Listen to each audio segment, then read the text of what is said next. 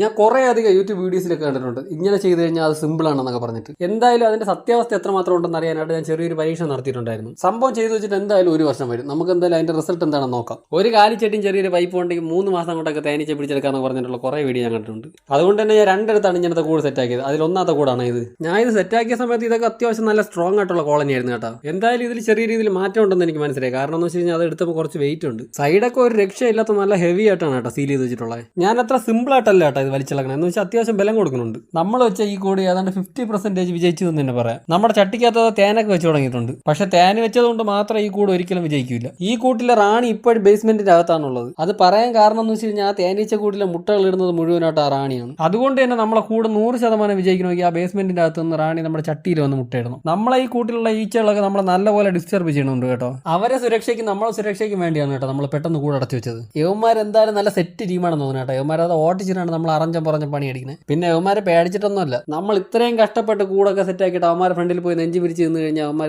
ഇതുപോലെ മൂക്കിൽ കണ്ണിലൊക്കെ വന്ന് കയറി നമ്മളെ ഡിസ്റ്റർബ് ചെയ്തുകൊണ്ടിരിക്കും. അറിയാതെ എങ്ങാനും ഒരു പുതുക്ക് കൊടുത്തു കഴിഞ്ഞാൽ കുറെ എണ്ണം അപ്പം തന്നെ തീരും. നമുക്ക് എന്തായാലും അടുത്ത കൂട് എന്തായാലും നോക്കാം. വാ, ഇതാണ് നമ്മുടെ 2ാമത്തെ കൂട്. ഈ 2 കൂടും നമ്മൾ ഒരേ ദിവസമാണ് കേട്ടോ സെറ്റാക്കി വെച്ചത്.